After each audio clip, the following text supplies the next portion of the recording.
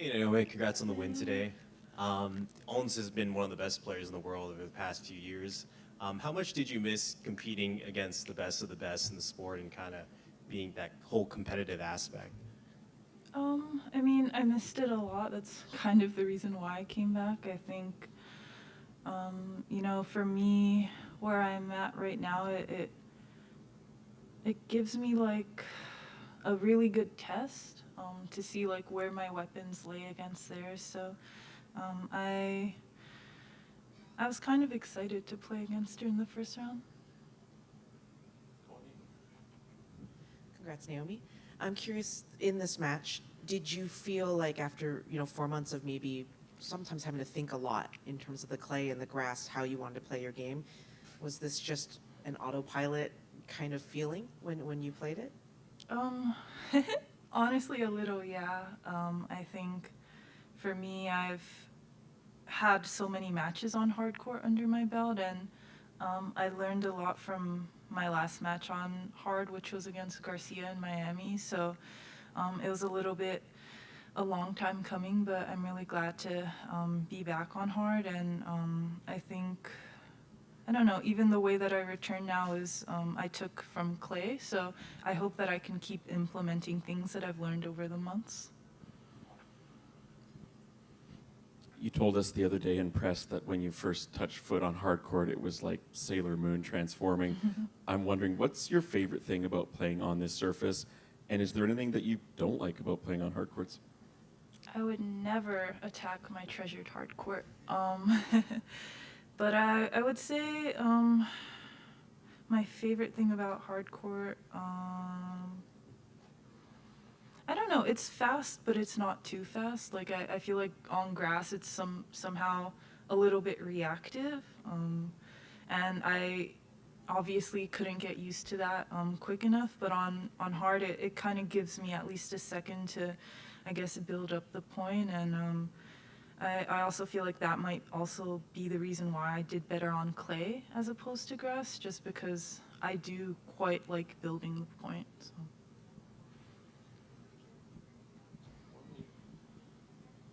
Sorry, just to follow up on that too. You mentioned the Garcia match in Miami as your last hardcourt match. How much better do you feel as a player in your comeback now compared to then on the hardcourt? Yeah, I think during those, like the first few tournaments, I was kind of relying on like my talent and I guess my like what I knew up until that point. But tennis is evolving and everyone gets better, and I I really wanted to watch the players and like learn from them. And I was telling you guys last time, but I'm really trying to like do the squeaky feet like Iga, and I think I did it quite well today. So thankfully that's working out. And honestly, I didn't know the score today until I asked Wim, because I was trying to be really focused in the match. But I don't feel like I could have had this scoreline with Ons before. So I'm really glad that it seems like I'm learning a little bit throughout the years.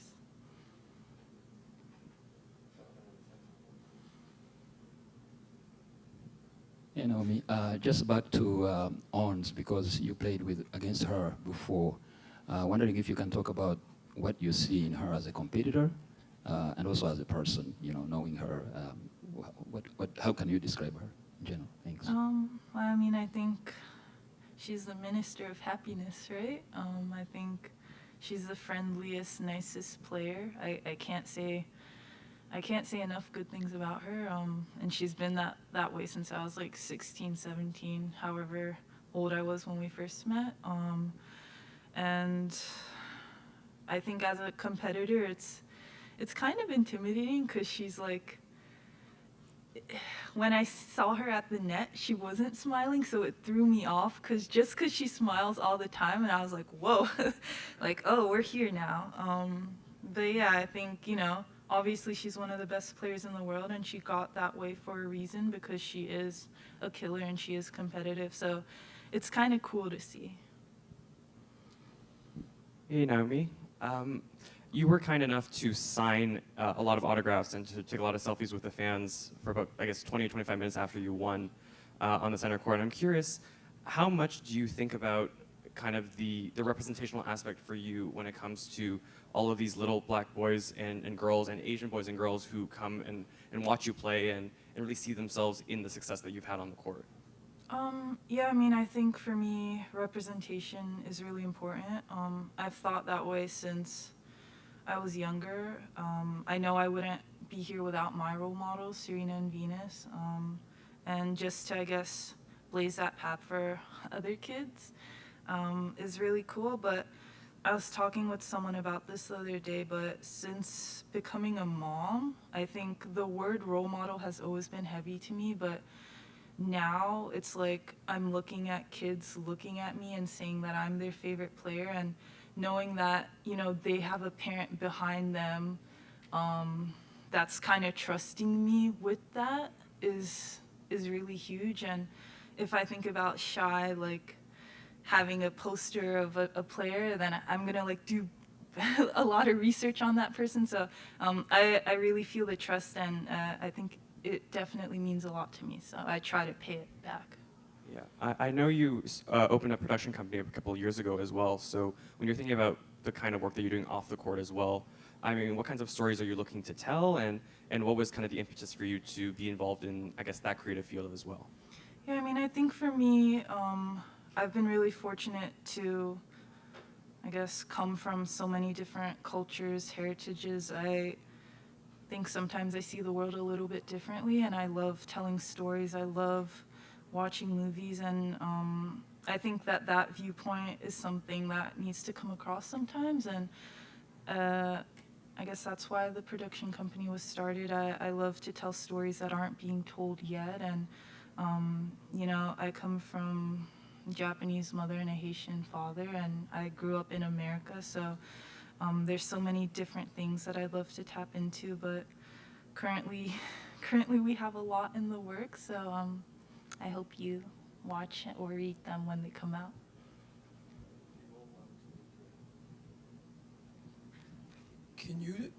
My name's Howard Bailey. I'm with the Toronto Observer.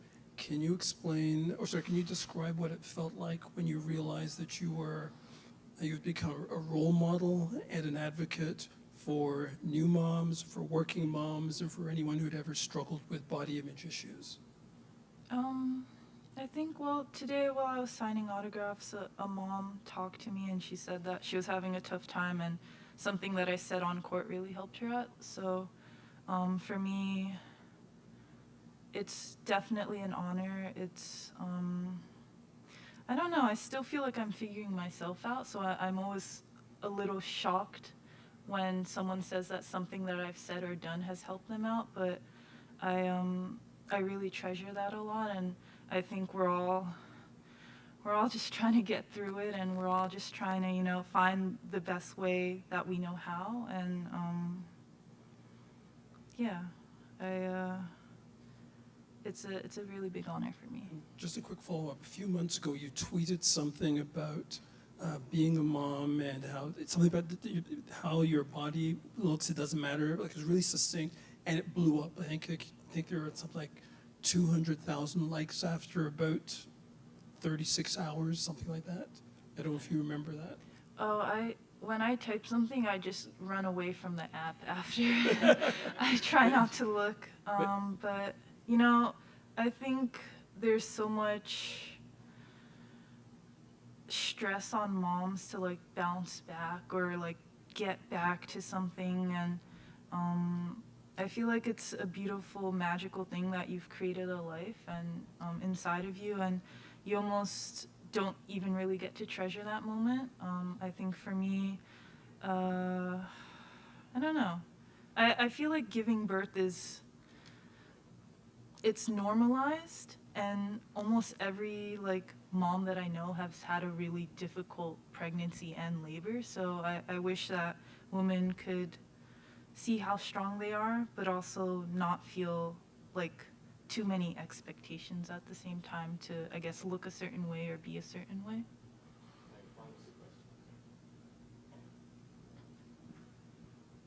You know, you've talked about trying to improve your movement and scouting EGA, but you've also brought on a ballet dancer on your team. How has that kind of helped improve your movement? Oh yeah, I think Simone's helped my movement a lot. She's also kind of my mental coach. I said kind of, but she actually is my mental coach. So yeah, honestly I haven't gotten injured this entire time, and I want to, like, you know, thank her for that, her and Flo, and I've been doing ballet lessons with her. So I told her one of my goals is to do the really famous, like, Clijsters and Serena, like, split forehand. So hopefully, maybe in the next couple of months, if you see it on court, just know we've been working very hard on it. Congratulations on the win. Thank It's you. so awesome of you that you went to both sides and actually did autographs. I have a question from a young fan. Her name is Saroya. And she asks, what does it feel like playing tennis, and what does it feel like to win? What does it feel like to play? Yeah, she's 8 years old and she really wanted to know what it feels like to play and win. I mean, for me, it feels like a lot of hard work has paid off, and it feels like there's been definitely a lot of sacrifice. But she's 8, so let me choose a simpler answer. It feels like. Do you care about hard work when you're 8? Yeah, hard work's paid off, and it feels like, you know, you're taking one step into the journey of, like, becoming a professional tennis player. Yeah. Thank you.